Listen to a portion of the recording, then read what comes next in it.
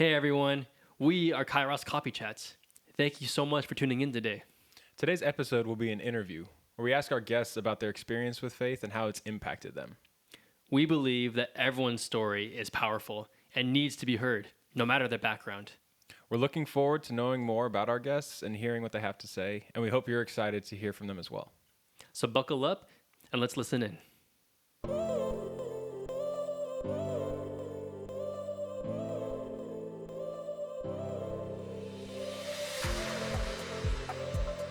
What's up, everyone?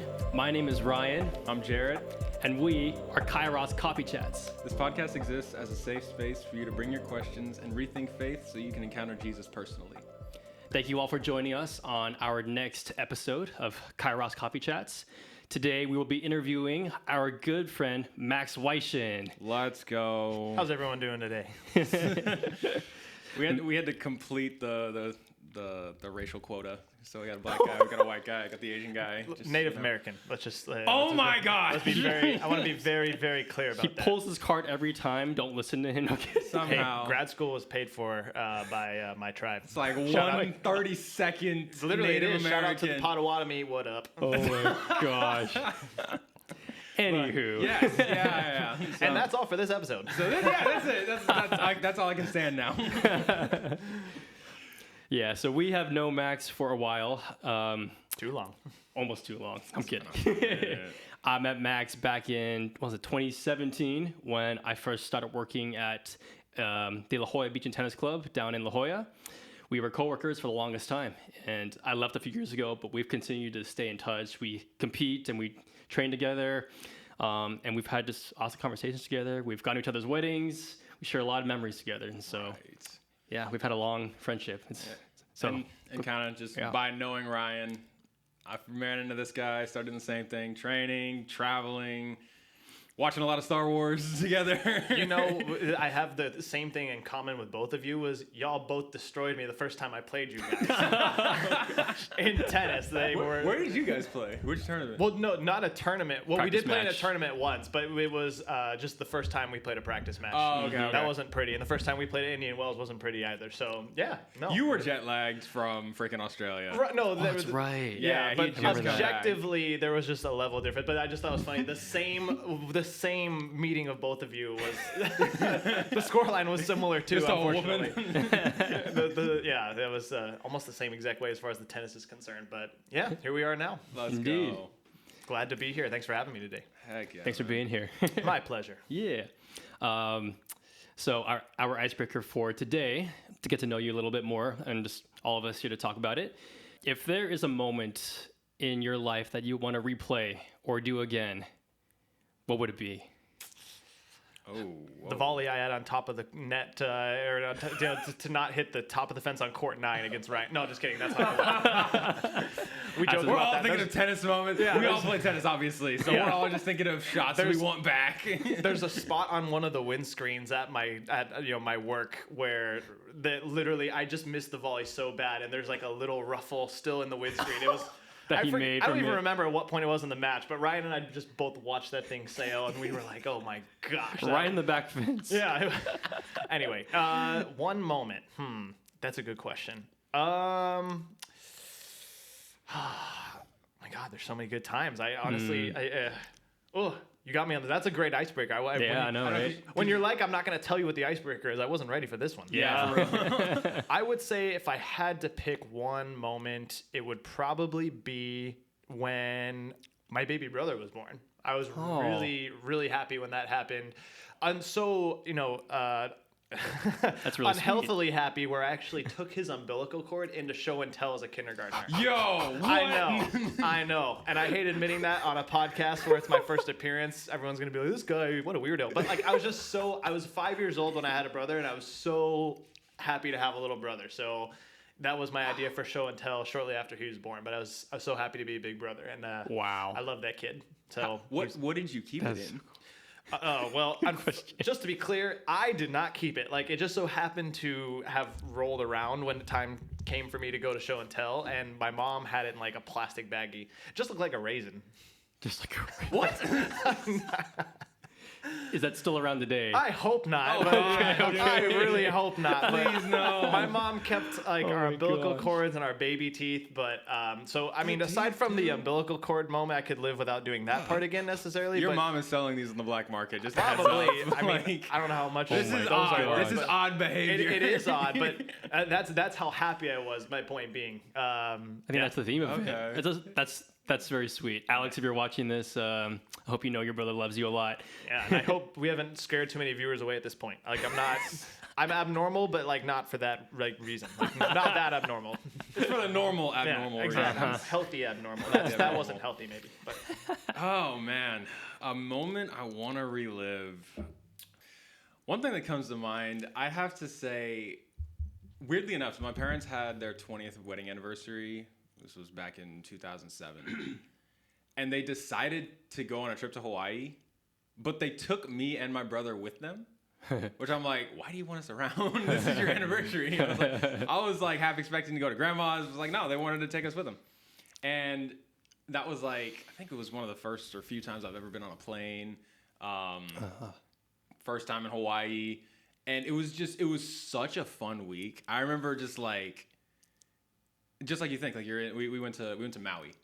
Nice. And it was just this uninterrupted week of just fun. Just everything was so fun about it. Me and my brother pretty much didn't bicker. that was great. Like you can already tell That's it's a good. solid dub right there. That's good. But it was just so much fun. I remember we went snorkeling, crystal clear waters. Got to see actually this couple who used to go to our church moved out there. Oh, that's cool. So we got to visit with them. They actually, when my parents, I'm realizing now, wanted to get away from us, they dropped us off at their place. Oh, for the there evening. you go. baby care service, Exactly. babysitting services. It worked. It really worked. I remember I have this picture. We were actually at the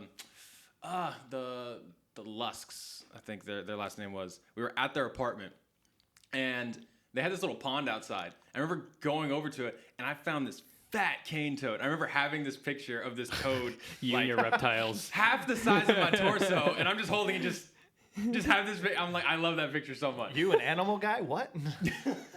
Absolutely, I'm gonna find it. There was geckos roaming around their place. Oh my god, that was also another reason I love to join. He goes into the wild and like finds like just wild animals. Oh, I It's know. just him. Oh yeah, no, we we were together for a week in Florida. I was like, oh, casual like giant lizard. I'm like, Jared, oh my god, that thing's gonna eat us. That's me. Yeah. Oh yeah, we were walking down the street. There was iguana. It's just like iguana dangling down. It was like a grocery store parking lot, and it's like, but Yeah. there was like a lattice with like this plant thing. I was like, that plant's moving. That Not the plant's plant that's moving. moving. No, I'm like, we're just going to get like CVS, Yeah. CVS run in, That's and then funny. just casual iguana hanging Yeah. out. You know, when you said funny. your parents' anniversary, I was thinking that probably should have been my initial answer. If Emily, you're watching this, I do obviously want to replay our wedding. I want to be clear about that. The umbilical cord does not hold tried and true over you, but if you're a viewer, that's probably my more normal answer. But anyway, if you said anniversary, I'm like, shoot, that would have been the better answer. Emily's watching like wrong. Wrong answer. Sorry, babe. I mean, on that note, yes, the immediate answer for me would be also my wedding too. If I could like, replay that day, You just teed him up. I know, got him dude. ready. Gosh. But I will also say, if I were to go back to another moment that I'd replay, it'd be 2 days before I graduated. Me and 23 other high school friends, we went to see American Authors, The Script, and One Republic. And that's the year that they all went big. Whoa. That was the year that Counting Stars went big. Yeah. That was like on my playlist like 10 times a day. But such a One Republic. One Republic's Yeah. good though. They are. Man. They are. And man, I remember that day like so vividly because it was my first concert ever. We're all young. We all like. I remember like I used my dad's credit card to buy all of our tickets, and we had like 4 different groups of 6 to get us all there, and we just all enjoyed it together. It was a great time. We all loved those bands back then. They were huge. Mm-hmm. Yeah, it was a time. So Was it down here or was it up in LA? It was in Irvine. Oh, it was in actually. Irvine, okay. Yeah, so we all carpooled. I remember in our car, since we couldn't fit 6 people in my dad's Lexus, it was only a 5-person car. We had someone, Alan, in the trunk No. in the Lexus on the Oh way my down. goodness. It was My boy just normal. vibing in the trunk like. In a Lexus at that. I'm Oh assuming my that's a small gosh. car. It was with the SUV. It was a little SUV. okay, well, It okay. wasn't. Thankfully, it wasn't a sedan. That's what I was. I thought sedan. I'm sorry. I was like, oh my gosh. I'll caveat You that. can stop by Border Patrol. It's not going good. Yeah, No, no. it's not. I'm like, oh my goodness. Thankfully, it was an SUV. We had, Okay, we so had, he's we had still space. in We the had cab. space. But he's still in the cab Yeah. talking with people. All right, he's not just. Say that's probably not a moment he could go back and No. relive. Yo, But, that's yeah. wild. And he was the only one that was okay with it. Everyone else wanted to see. If I remember correctly, I don't know if I do, but I think he was the only one who was okay being back there because it was still kind of hot. AC doesn't reach all the way back there. So That's fair. That's fair. But- I feel like I'd like to volunteer that seat, but my height just wouldn't let No. me. You're too tall. I can't. I want Yeah. to be, but I can't. the front's for you, unfortunately. I kinda- Even though most people want the front. When it's a car, I'm in the front. When it's a photo, I'm in the back. I get it. I know how things work. You're just too tall for everything. Oh man. Well, thank you again, Max, for being on here with us. Of course. And yeah, this Thanks is for just having me. yeah. We again the goal of our podcast is to not just talk between the two of us when it comes to hard topics regarding Christianity, but it's also to hear from others, regardless of where their faith walk and their journey is. And so we have a bunch of friends and family that have experienced faith differently growing up. And yeah, we just want to hear more from you. What makes you Max Weishan?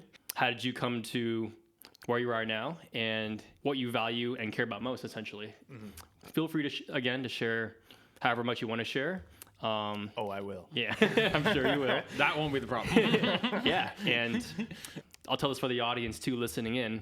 I'm sure things will come up where we'll discuss back and forth, and hopefully we can do our best to model healthy dialogue, whether we agree or disagree on certain things. There are things we agree and disagree on. I know that, but it'd be cool to hash it up together. The reason why we have our Bibles out is not to bash them with it. That's not the point. It's just as a reference point to kind of share like where we get our worldview from, Jared and I, and how we can also just talk back and forth between our different like viewpoints. Yeah. So that's what we're hoping to model today. I know it looks like Yeah. we did change our setup to look like we're flanking him or something, but like no, it's literally just so we can see each other better. Yeah. I mean, it might happen off air. I don't know. I'm prepared at this point. But yeah. Alrighty, Max. Well, the rest of this podcast is going to be a lot of you. For So- you and about you and Yes. from Ready. you, all that good stuff. But yeah, man, ready. I mean, you're talking about outside of the umbilical cord thing. What was family like Oh my growing gosh. up? And Can we just forget I mentioned that? nah, man. Favorite moment is marrying my lovely wife. That umbilical cord was just a sign of how much I loved my brother being born. The umbilical cord's not Clearly. around anymore. I just want to heard make that. that I clear. heard that. Clearly. Sorry, not to cut you off. I forgot the question already. Nah, just so what was family life like growing up? Honestly, pretty like run of the mill, like the middle class living in San Diego. We grew up in Tirsana. And nobody ever knows where that is when I say that. So literally, you got Even San Diegans are just like, I think I've seen it. oh my gosh, and I'm like, okay, and I tell that to people in La Jolla, which is where I work, and nobody knows where it is, and I'm like, it is literally like 6 exits away from you, like it's 10-minute drive. So there's 52, 15, 8, and there's Tirsana. It is not like very hard, people. So no, grew up there. I mean, very like 2 wonderful parents, still happily married to this day. So I had amazing family, friends, and just a guy that loved sports. I mean, it's kind of plain, kind of vanilla from that standpoint. But no, I mean, I had a wonderful childhood. I had a wonderful upbringing, and I was very fortunate to be surrounded by like a great group of people who like my friends when I was younger. As far as like just like non-tennis friends, like childhood friends, like they're still like my best friends to this day. So I was very lucky that I kind of got in with the people that I was going to do life with when I was young, and that pretty much goes the same for family too. Nice. So I mean, it's always good to hear a quote unquote vanilla story. I mean, yeah, no, hearing Ryan's his testimony about his family life and growing up and stuff. Like I'm the same way where I've had my parents, they're still married to this day and stuff, and it's like. Yeah, you could put it as like boring in a sense, but it's like, yo, like how many people can actually say that? boring's great. Boring's great. Like, Yeah. I'll take it, please. I don't want to have a story to tell. Like Right. I'm cool with it. the lack of something to say can sometimes So many people speak wish they so could have boring. much. Yeah, So I'm fortunate for that. that's very true. Yeah, Yeah. that's awesome. Would you say you have a bunch of, are all those high school friends that you're still friends with today, did a lot of them stay in San Diego, or are they still currently here in San Diego? So I would describe it as I had a good amount of friends in high school. I wasn't like the popular kid, but I also wasn't like the nerd. No problem with nerds. For the record, I think nerds are way better than popular kids are. If you're setting up this podcast, we were talking about Naruto. If you're a popular kid, sorry, sucks to suck, but not really. But like, no, that's too much pressure. I was somewhere in between. Like, I kind of just honestly, I just did my own thing, and so I like had a bunch of different friend groups I could drift between, but I only had like maybe 4 or 5, maybe up to 7, like really good friends, like friends that were gonna make it on into like high school in terms of like I'm keeping in contact with them on a daily basis. Yeah. And then even that number kind of dwindled. Like honestly, I'm kind of only in touch with like on a regular basis, like maybe 4 or 5 people, and they pretty much all live in San Diego except one who is my old roommate. He now lives in Los Angeles. So, but you know, For sure. for the most part. And then I had a wonderful group of friends that came into my life when I went to college. Shout out to all of my University of Arizona peeps. But no, yeah, all the childhood friends I had, like they all still live here, and some of them live just down the street. So That's cool. Wow. Yeah, we haven't. I'm uncomfortably close to my parents now, having just moved recently. But that's right. I know, yeah, it's. But we, you know, we've all kind of stayed really close to our roots, and because I think life is all about is when you're surrounded by good people, it doesn't matter if you're in a dump. Right, like you can make you can make a non-ideal setting ideal. You also could live in the most amazing place in the world, but if you don't know anybody, what good is it to be there? Yeah. Like, What makes a home a home? Right, exactly. Yeah. It's the people that's that good. are in it kind of thing. Yeah, for sure. You know, just like I'd rather pay a couple $1,000s a month for like no square footage, but like be able to leave that non-square footage and go see people who I love and care about. Yeah. You know, so that's kind of where I'm at with that. For sure. Yeah. Lovely, man. Lovely. That's good stuff. Yeah. So growing up and stuff, what was it like? Did you have any like, I don't want to say run-ins, but like any experience with like any church background or faith, or was any people in your family have any kind of religious background at all? So my mom was raised Christian and my dad was raised Catholic, and neither of those things made their way to my brother and I, or our umbilical cords. God, we'll go back to that again. Oh yeah, no. But if you can make yourself a joke, nobody in this world can do you any harm. But no, yeah, it is. But no, I would say that they had more of a sense of that knowledge-wise than I did, but they didn't ever pass it on to Alex and I. Like they didn't continue into adulthood practicing. But my good friend, one of those people that I was telling you about, one of my very good friends growing up from childhood, who obviously like we're still very close, we're still in touch. He's Christian, obviously different church than you guys. So I've gotten some exposure to Christianity from like his perspective and his church's kind of lens, but only to a minimal degree. Like I'm not going to sit here and claim that I know the ins and outs of how their church views things versus your guys' church versus X, Y, and Z church. But I know little bits and pieces, and I've had some interesting conversations about it. Like some things that I can agree with, some things I can disagree with, but no real strong influence as far as church or religion goes. Any religion is, you know, not. There are bits and pieces from each, like Buddhism, Catholicism, Christianity, that I've been like, oh, this is. I like this. I don't agree with this. I like this. I don't agree with this. To where I don't say any one thing defines me. I'm just kind of like, oh, that concept is cool. Like that could be.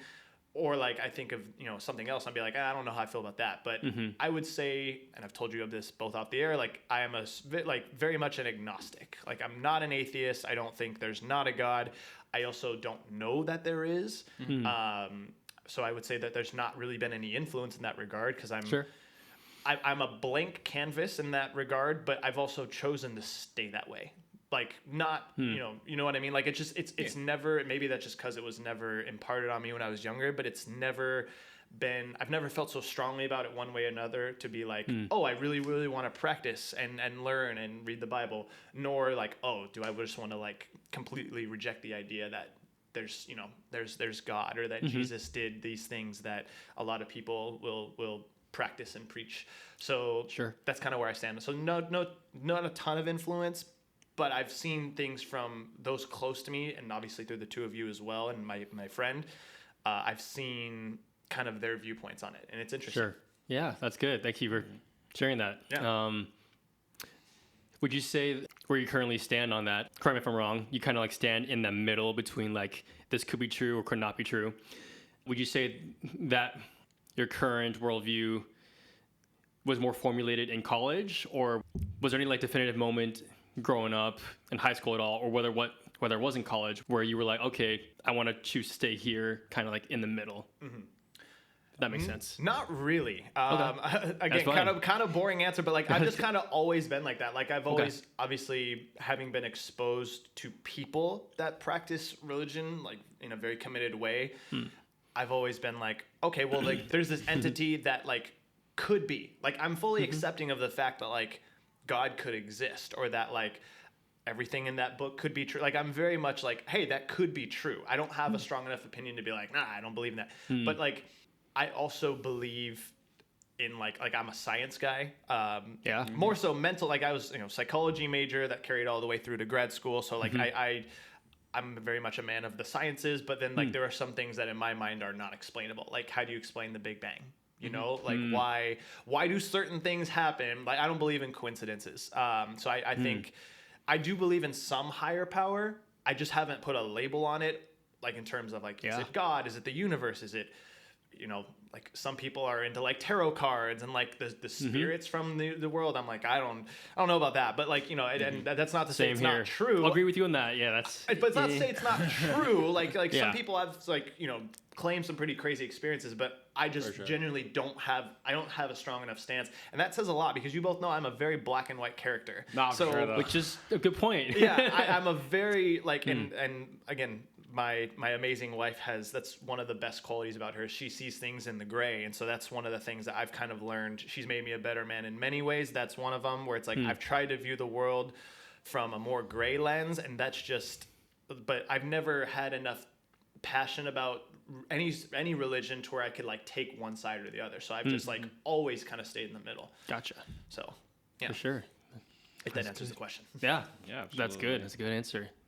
So as you go throughout life and maybe in your college years, when certain principles come up from different religions, even just people's kind of moral compass, how do you go about judging, like when you said, oh, this seems pretty cool, or this kind of seems whack?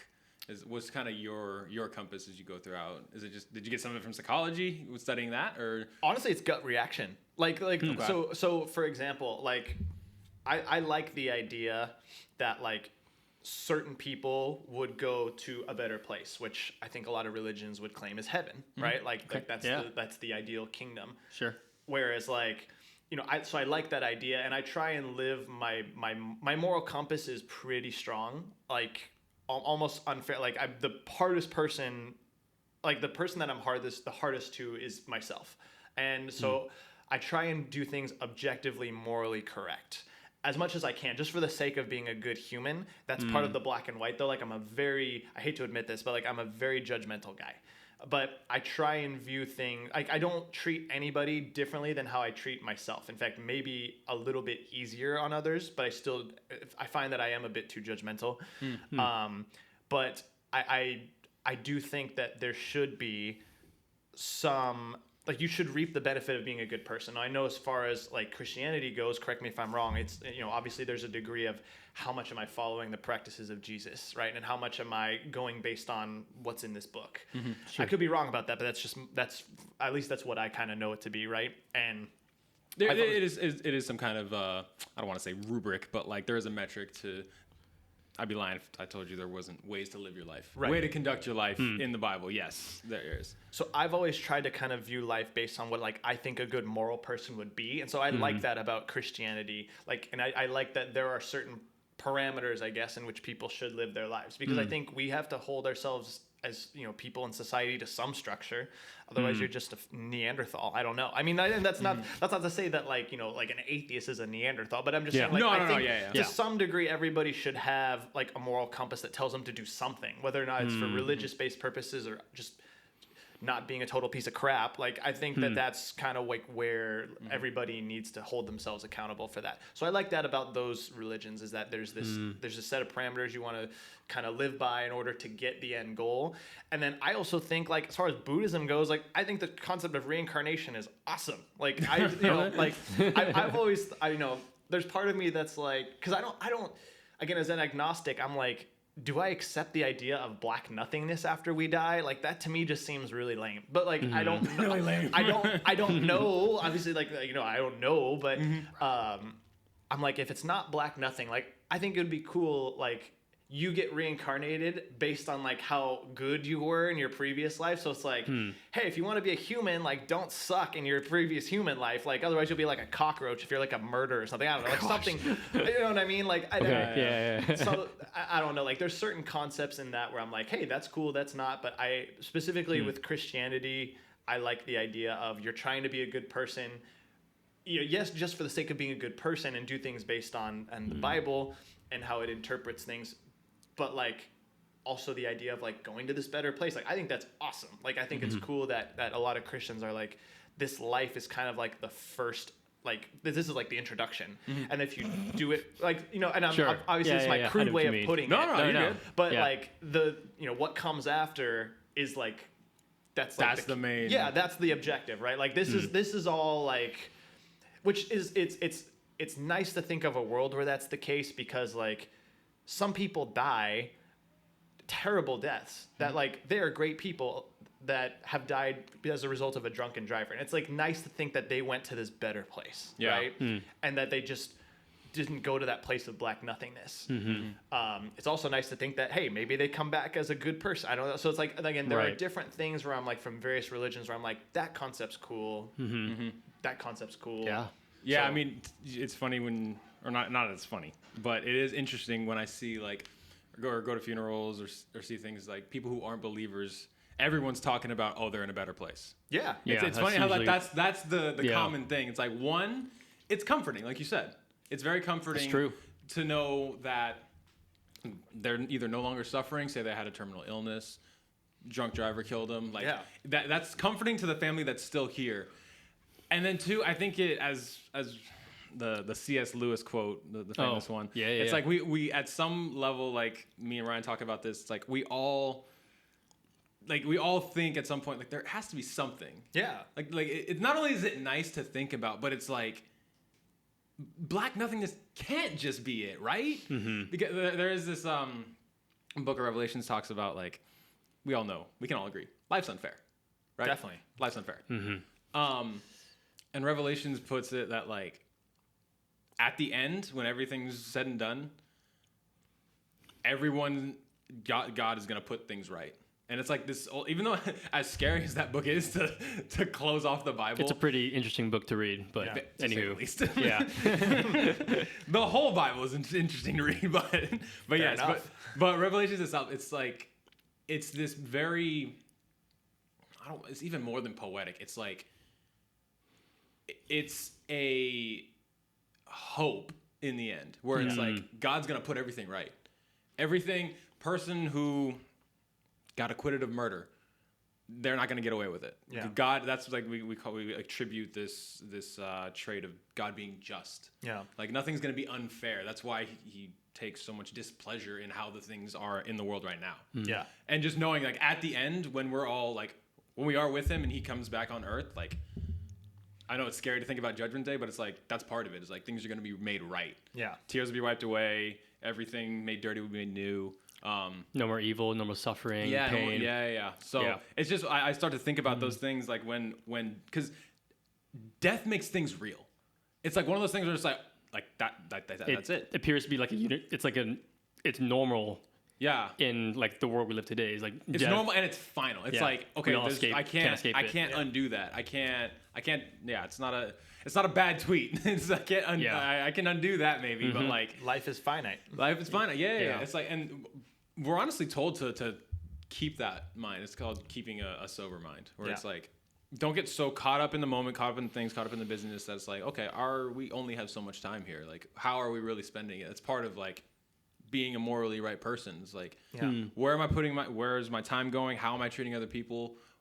what is the most pleasing way so that when I am gone, because I am going to be gone. No one's beaten death so far. Well, sorry, one person's beaten death so far. Corner. Yeah.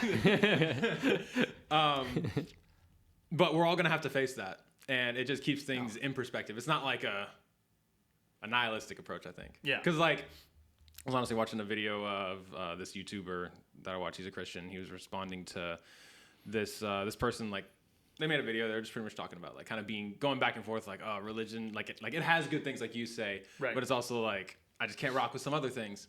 And one of the things they were saying was like I think it was a younger person. They were like Gen Z or whatever. And they were saying, just kidding. You were Gen Z.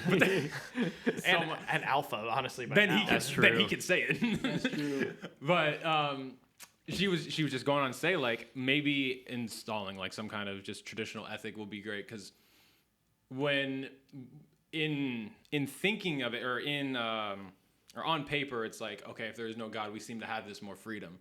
But in the practicality of it, it seems like we get lost in this nihilistic approach of overindulgence, and like it's not really going to matter in the end. Yeah. So it's like it's nice in thought, but it doesn't play out well. So maybe religion isn't as bad as we thought, in a sense. Like at a practical level, like, okay, salvation from sin, angels and demons, like, and we're not even getting there yet. Just like on a practical level. On a practical level, because honestly, like, I remember I said this in my testimony, like, I didn't go to God because I thought he was so awesome. I needed something. Yeah. My life was jacked up.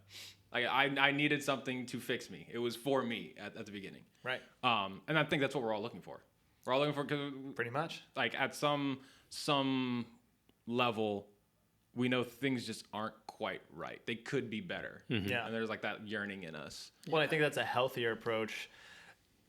No judgment to those who do this, but like, I think that's a healthier approach. Like, some people get addicted to gambling, some people get addicted to drinking, some people get addicted to drugs. So it's like, yeah, I think everyone has something in their life. For me, I'm like addicted to tennis. I mean, you could be addicted to anything. You could be addicted to breakfast cereal, freaking Oreos. Yeah, but like, I just think that, you know, religion is that's one of the things that I maybe to a degree envy about those who are practicing and who are of the belief, because it's nice having that comforting feeling in mind that like, hey, this is just the beginning. Like, everything that happens post here is like really why I'm doing this. Like, you know, that's even better. There is a comfort I'm sure you and others experience in kind of knowing that, where it's like, for me, it's like, I think this life is beautiful. It is unfair, right? But I think this life is beautiful, but it's fleeting, right? And so it's like, that's where it's like, well, shoot, like, I don't want to accept the idea of black nothingness. So it's like that is the downside.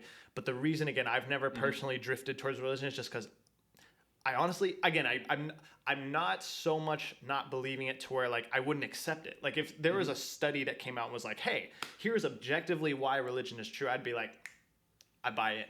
Right, I buy into it, but I've never believed it truly, like internally, because again, you both know me. You know that like when I go for something, I go all in on it. No, We can attest to that. Yes, you do. I just, for whatever reason, have never gotten there with religion at this point in time. Sure. But again, like I can sit back objectively and say like, hey, I envy a lot of things, kind of like what you're saying. Like it's like it's very therapeutic in a way. So that's awesome. You get that experience out of that. Yeah, I think it was cool that you mentioned earlier when we were talking how you try your best to live in this morally objective, good way, and you have like you still feel like you have that sense of right and wrong, and I think my version, whatever that means. Sure, yeah, whatever your definition of good and evil is, I think everyone, at least most people, unless in the extreme cases, will leave out the outliers, but I think for the majority of humans, we have this innate sense like, oh, murder is wrong. Death feels non-comforting. Like, that's a reality we all have to deal with. And so, yes, murder is wrong. Kids, don't do it. I think we all have this innate sense of there is good and evil. Like, if things were just subjectively good and evil, then nothing is right, nothing's wrong. Then literally everyone can just live however they want. I could define good as like exterminating penguins from the Antarctic. You picked my favorite animal. I'm sorry. How dare you? Did you do that on purpose? No. That seems so random at first, but then you said that, I was like, hate is unacceptable. I will leave right now. As a hate I'll defend anything that's black and white. But yeah, so like, wow, Thank you. I was waiting for I someone didn't get it until I'm like, wait a second, is that a racist reference or a race reference? And I'm like, yes, it is. Of course it is. Respect. It's me. What are you talking about? ridiculous. Native Americans appreciate that. Wow, there he goes again. But to take the analogy, it seems ridiculous, but there's a reason why it seems ridiculous, because for the person who doesn't think it is ridiculous, and that's how they view flourishing, maybe they think, oh, penguins actually cause global warming, for instance, like cows do, and they find it their life's mission or purpose to exterminate penguins. For the majority of people, that does seem wrong, but in a subjective kind of moralistic culture where everything is relative, that's not wrong. Mm-hmm. And then that practically lives out as like chaos. If everyone did that, if everyone lived like, oh, this is how I'm going to live my life, regardless of anyone else, without that awareness, then it's just chaos at that point. Right. It's kind of a little bit like that right now with the, oh, it's your truth. Yeah, I'll have my truth. It's like, it is subjective in that point. And I'm just like, that can be slippery. I mean, like Hitler genuinely believed Jews were bad people. When you talk about did. exterminating penguins, I thought of the Holocaust. I didn't even want to bring it. That's I don't want to say Yeah. the poster child, but that's like the biggest one. It's like, okay, everybody Stalin. in Nazi Germany pretty much believed that, and it's like the whole world didn't, and was like, no, like that's wrong. That is wrong. That is 1,000% wrong. Mm-hmm. Yeah, it's like, when a man instills fear and accumulates that type of power, subjective truths can be devastatingly scary, which is exactly what happened. And I think that's well put. Nothing, like, you can't have the good without the evil, and you can't have the evil without the good, which is again, like, not maybe comfortable to think about, but if everyone was good, like, you know what I mean? Like that's just, I don't think life can function that way, which is unfortunate. But to every yin, there is a yang. For every light, there is a shadow.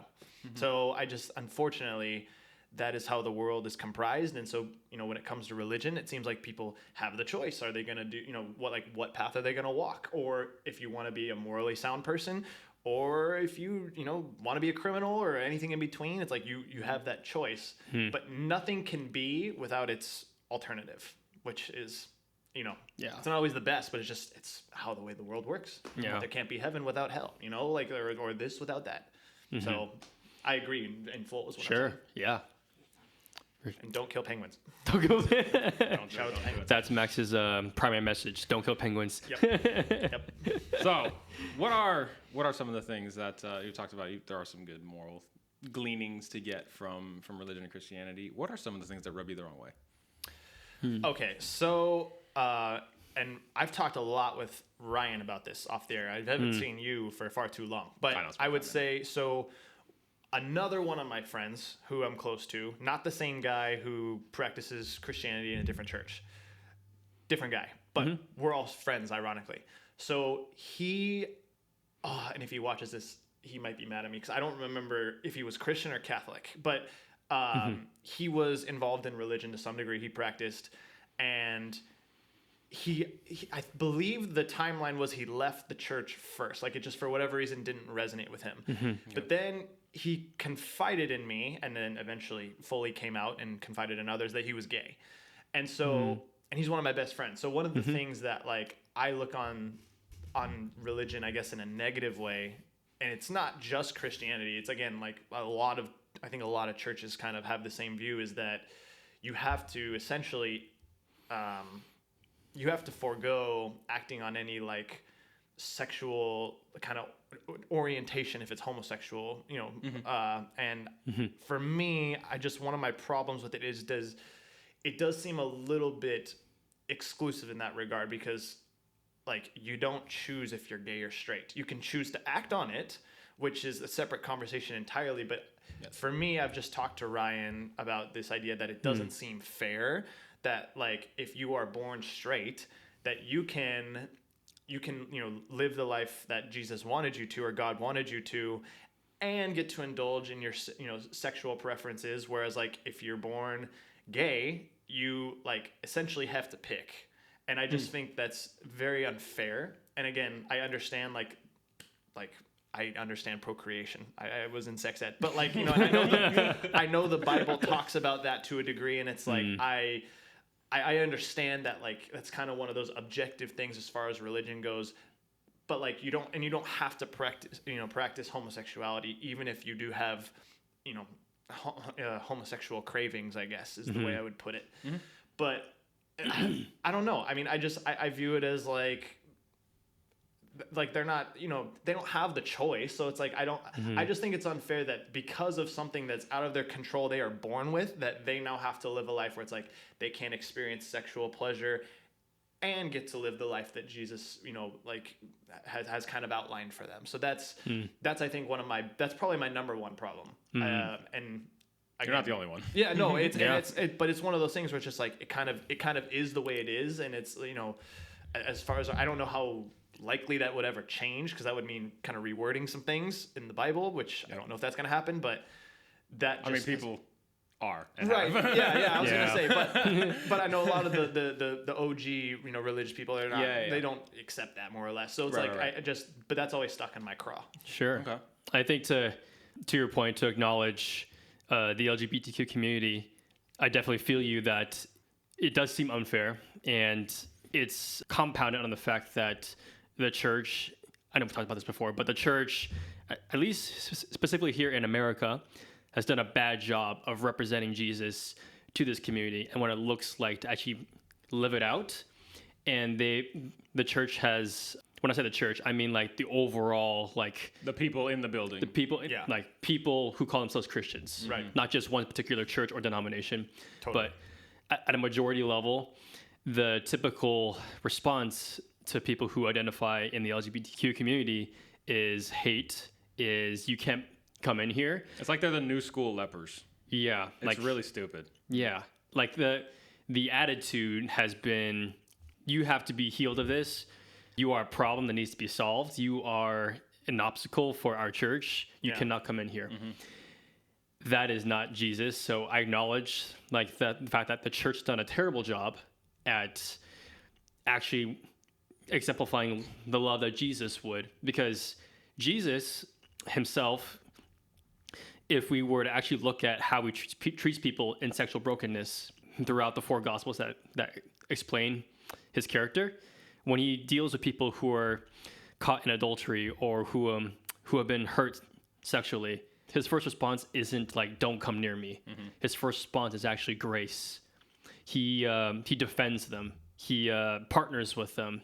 And then at the same time, he calls them to also leave your life of sin also. Because ultimately, whether I can speak about this or not, because I'm heterosexual, so I can't speak specifically on homosexual tendencies or on inclinations. Sure. I can speak on being broken, though. I'm being like, a part of me doesn't seem right, though. And I have to give this up to live the way that Jesus meant for me. And I have to figure out and come to a conclusion, like, is living Jesus' way still better, even though I have this part of me that's broken? So I also want to caveat with the fact that being heterosexual does not mean getting into heaven. Being homosexual does not mean going to hell. That's the misconception. That's the misconception. It's like, you got to fix that before you can even think about getting into church. It's like, right.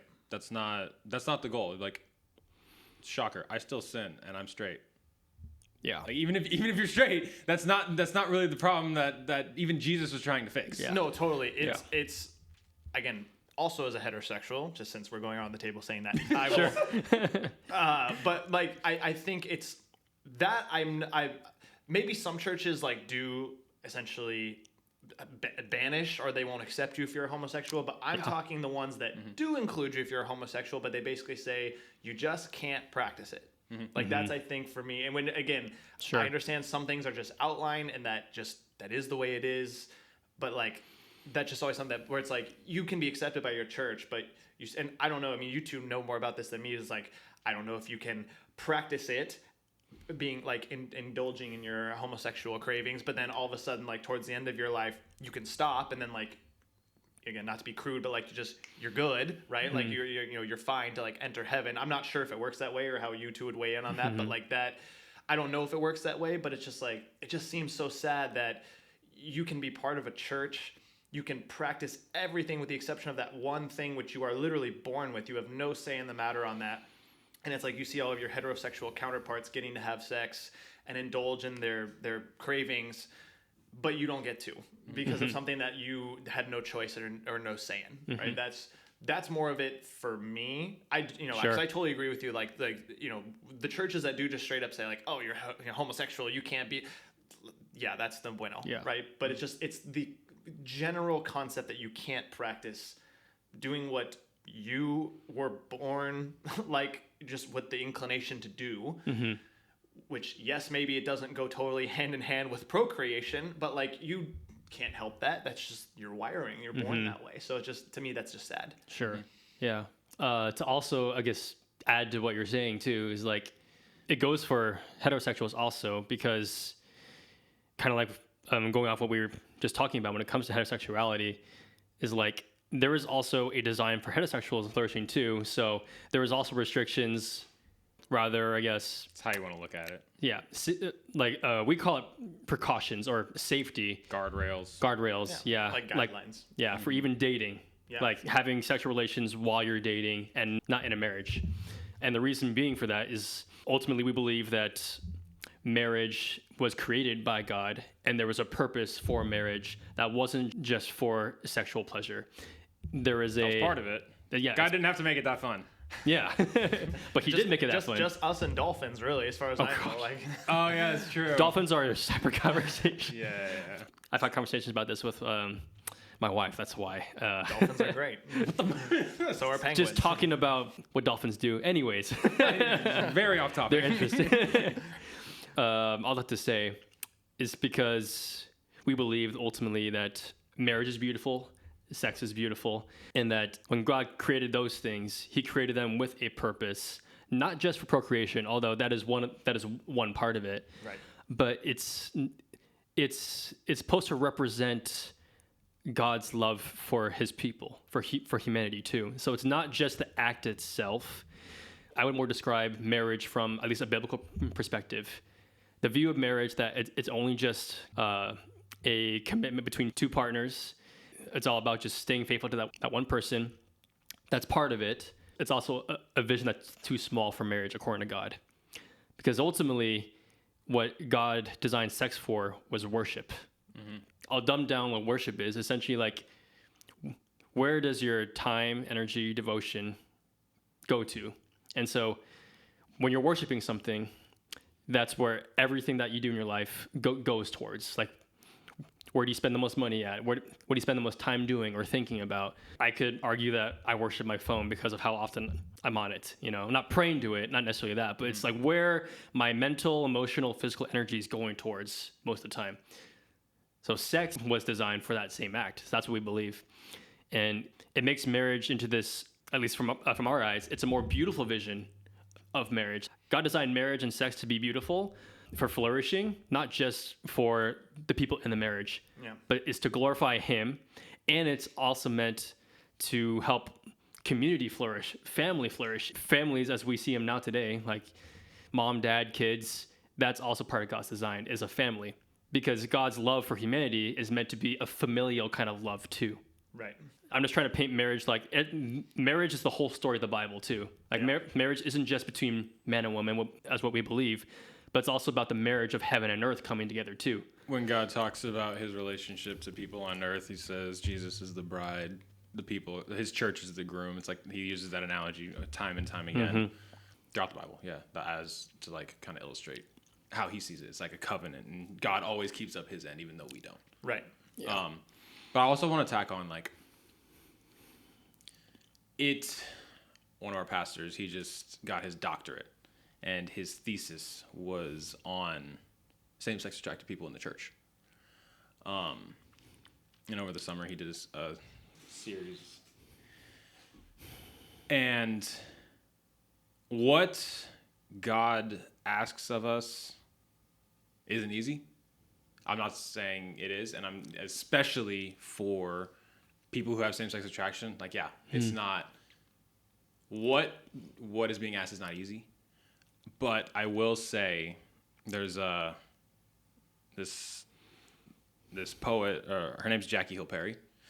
She's like a poet, an author, a rapper. And wow, what a combination of things there. That's right. And now pastor. She good with words, basically. Yeah. She's And pastor now. Real good with words. It's a very talented individual. Yeah. But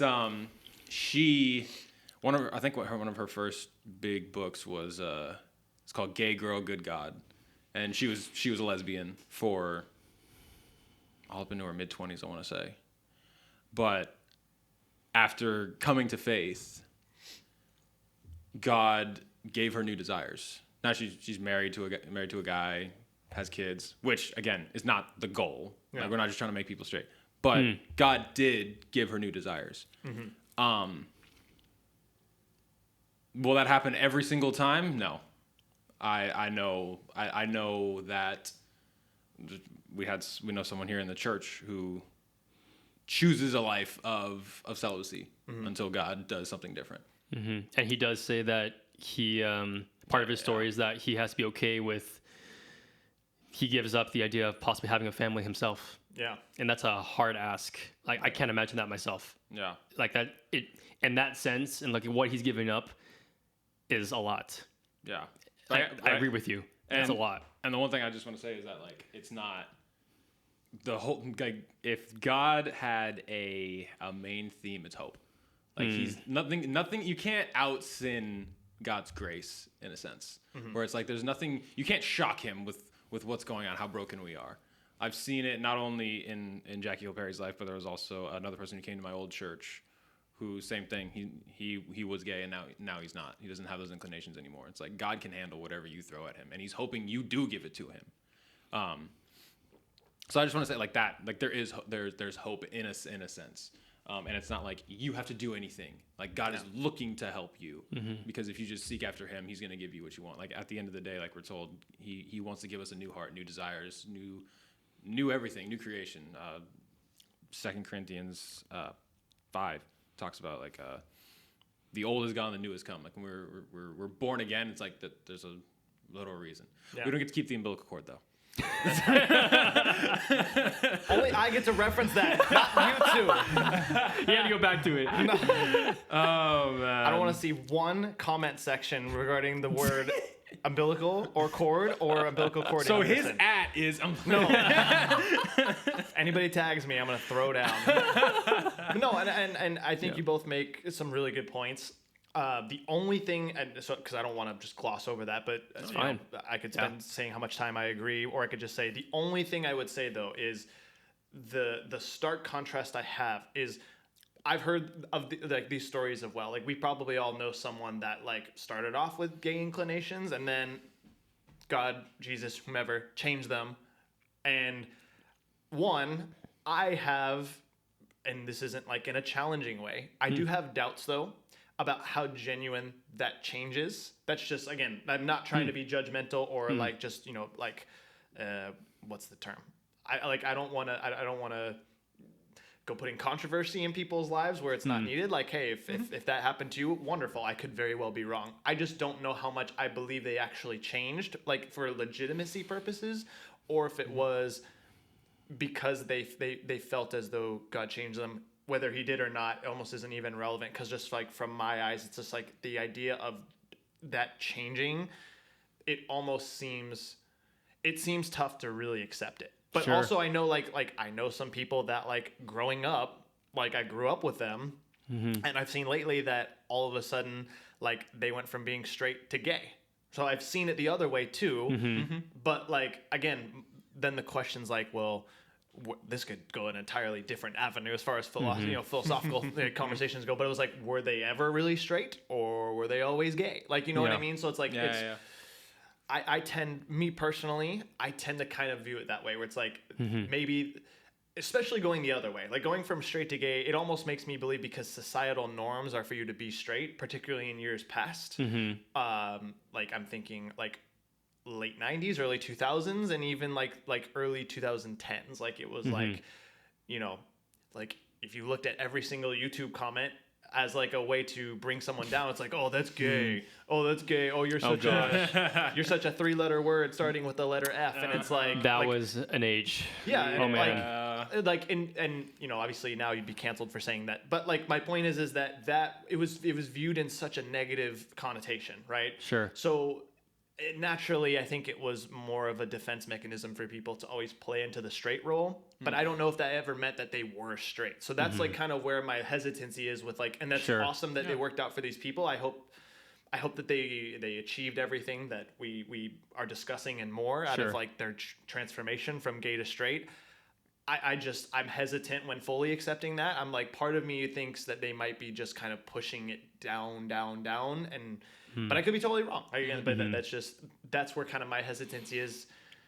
And the other thing is that to your point where you were saying that like heterosexuals do experience some obstacles as well, they're short term though. Like once you get, again, you I guess you could never be married and you know, maybe you never find your person. And so it's like, I guess from that front, like you don't get to indulge in your sexual preferences either. But I would say just numerically speaking, your odds of being gay and experiencing sexual pleasure is significantly lower than your chances of being straight and experiencing it. Sure.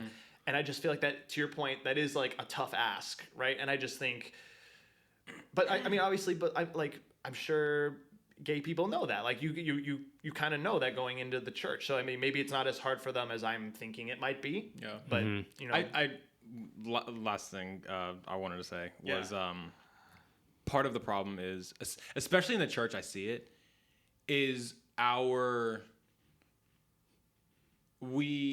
much we put on a pedestal, not just marriage, but sex. And it's like that's the goal. That's the height of like, yeah, that is if you're 30 and not at least with someone, what's wrong? No, like you couldn't be more right. Like what's going on there? There's a sense of judgment. Yeah. If you're single, it's like, what's wrong with you? Yeah, exactly. So not a hot commodity. Again, I see that in culture, but I also see that especially in a church. Like the memes are funny about it, but there's a little kernel of truth when things are funny like that. So I part of it, I think that has to change, because going back to scripture, Jesus was single, Paul was single.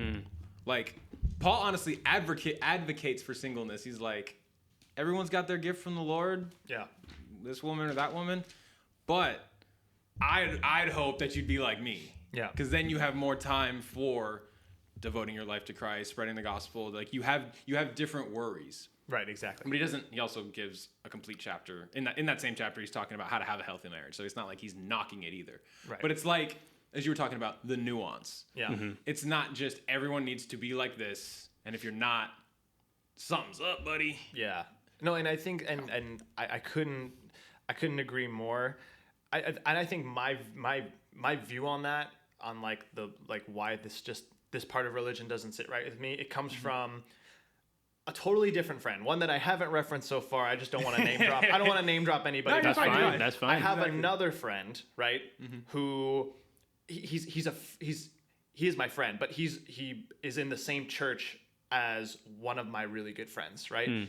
And so he has said that he's experienced like homosexual cravings. I hope I'm quoting that correctly. But he's also said like, I'm hoping that God will like help me find the right woman, like will help restore like kind of like my heterosexual outlook. And I think maybe that's just where my, I guess, kind of viewpoint it comes from, because it's just like, that is so sad. Like you have this person who just doesn't want to embrace who, at least as they were born or started off as, they just don't want to, they can't embrace that, right? Because then they're completely going against, you know, the outlines of the church. And I'm just like, I just feel, not that, again, like to some people, like especially if you've never had sex before, then like maybe it's not a huge deal. You don't know what you're missing out on, right? So maybe it's like, okay, Max, chill. You're like, you know, this is a little much. I still think it's a big deal. But, no. But it's like, you don't know what you've never experienced. So it's like maybe and obviously if again you're signing. Again, not putting it so crudely, but like if you're signing up for religion, right? Like obviously you know that there is so much more to it than sex, like what you were saying. So it's like maybe that's not all that important to them. This is just a very much outsider looking in on the religious aspect. I'm like, that just, you know, sorry, mom and dad, having had sex, I'm like, okay, like, yes, it's not a huge deal. It's not the end of the world. But I'm like, that's awesome. And I do feel like there are some scientific benefits from it. Like, it's so mentally and chemically good for us. Yeah. And dolphins. But, moving on. Yeah. It's so, like, but it is, like, it is mentally and chemically, it is good for you to have it and go through it. And so it's like, it just, I don't know, it's a shame that some people don't get to experience that, but maybe it just doesn't hinder their life in the way that, like, I'm putting it on this pedestal. So it's like, maybe it's a moot point, but yeah, I mean, that's all. I mean, to hear you, I think we all kind of do, like, we tend to elevate sex as this end all be all, like, this is the pinnacle of human experience. Yeah. And I just, yeah, I think it is a great thing. Sex is a good thing. It is a great thing. Like, for all the reasons that you're saying, all the reasons that we're saying. Dolphins too? Sure. Good Lord. They procreate through that also in other ways. Sure. Sorry, no more dolphin jokes. You sure? Yeah. You sure about that? No, I'm not. But yeah, and I think, yeah, like, I think ultimately at the core of sexual relations in general is the desire to feel connected to someone, not just physically, but emotionally. Exactly. Yeah, because ultimately, like, from a scientific standpoint, when those chemicals are released during sex, like, you do tend to feel like a bond to that person. And God actually himself, he acknowledges that, like, there's this spiritual bond too that connects you with this person, which is why it hurts so much when someone cheats on you for someone else. Yeah. Because it's this bond that's, like, becomes glue. Like, I think the Bible describes it as, like, two souls becoming one, like one flesh. So, like, almost literally. Yeah.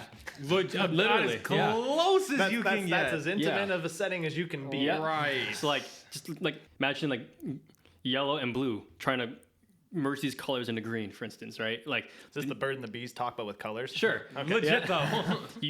you start becoming one color during sex, and, like, how God describes it is like once you start combining the two colors, it's so hard to separate now. Because now it's green. Like, how do you separate that? Blue and yellow. It's so hard to separate that now, right?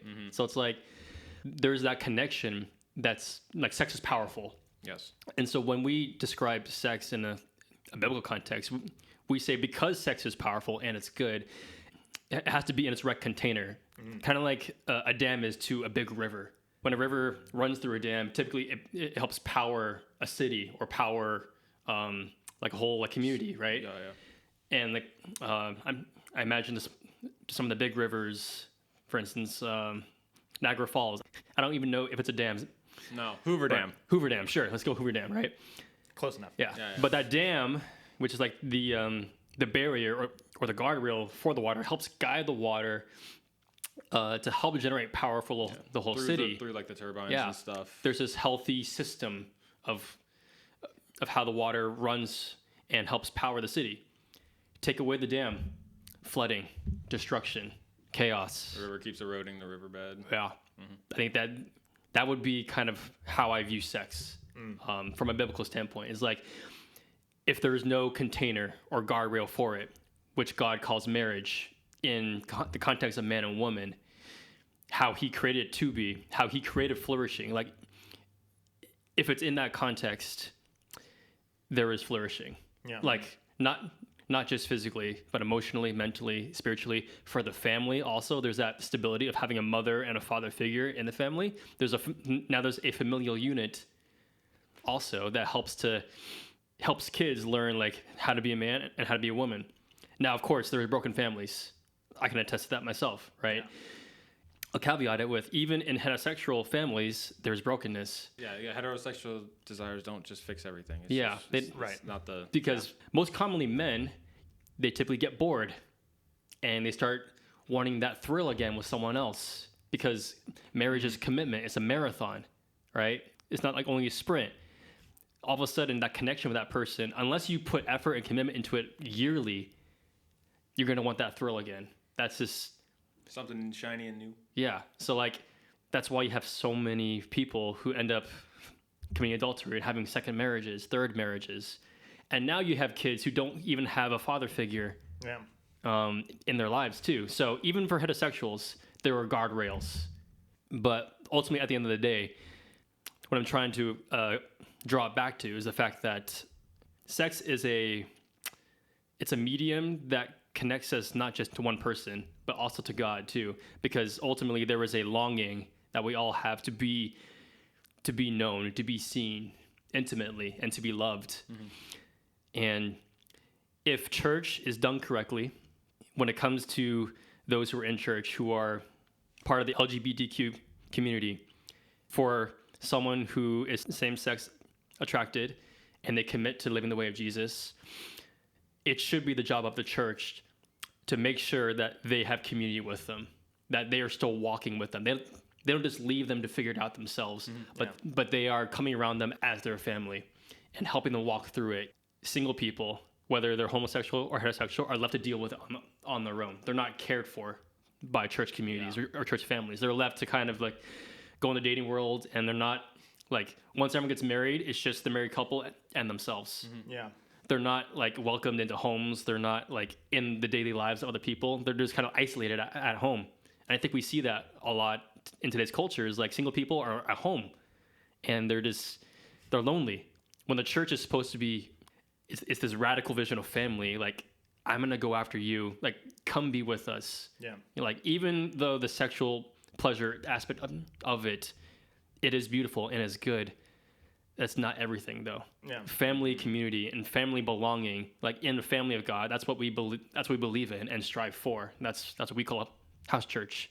So even if you're single, like, we're still going to pursue you as if you were like a brother and sister. Like, come be with us still.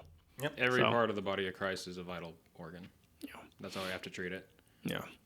I can understand that. Well, we know you got to get going. So the last thing we want to ask you is, after all's said and done and everything, what would be your biggest message to anybody listening, younger, older, that would help them understand more about you, things you care about, or kind of just your understanding of religion? Like, what kind of is a takeaway that you would have? Don't kill penguins. Thanks for being with us this week.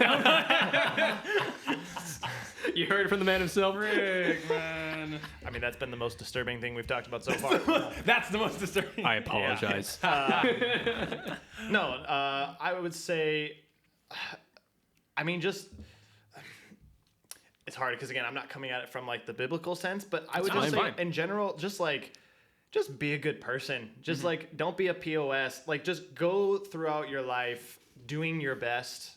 And it's so cliche, like, do your best, do you try to, no. Like really do it though. Like, we're all gonna mess up, and like, forgive yourself when you make mistakes, right? Like, everybody does it, whether you believe in God, whether you believe in reincarnation, whether you believe in the earth being flat, I don't care. Like, whatever you believe in. I know.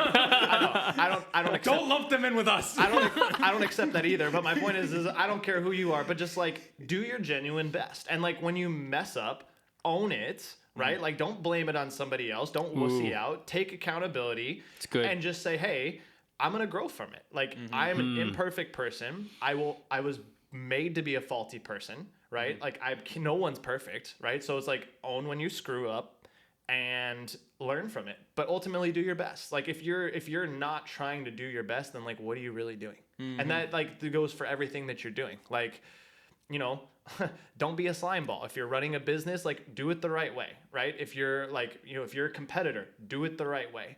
If you are, you know, like, if you're walking, you know, the route of Jesus, do it the right way, right? Like, and just do your best, but own when you mess up, and like, know that there are going to be bumps in the road. So that's what I would say. That's solid stuff. That's real solid. But own it. Like, when you mess up, like so many people are just like, they don't own their crap, and it's like, look, you can mess up. That is tough. Even us. Yeah. Same. Have the huevos to admit it. You know, everybody messes up. Like, it's you'd be weird if you didn't. Yeah. So that's what I would say. But that's my. I would say that's. I try and hold everybody to that standard, so that's how I would. That's my biggest takeaway from life in general is like, look, you have the potential to be a great person. It's just like, it's all about your attitude. Like, how do you approach things? And then also, how do you handle yourself in the face of adversity?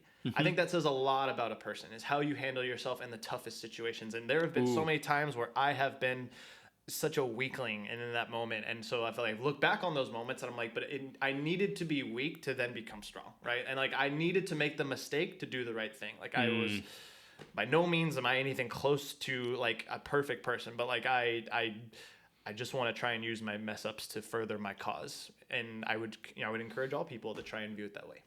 My guy just started preaching up in here. Whew. Like, That's some good stuff. When you started talking about adversity, I was like, all right, Coach Max is coming out right now. I think it's applicable to tennis or my dad always said rapping or whatever. Like, just own your ish. My dad always said sports are a microcosm of life.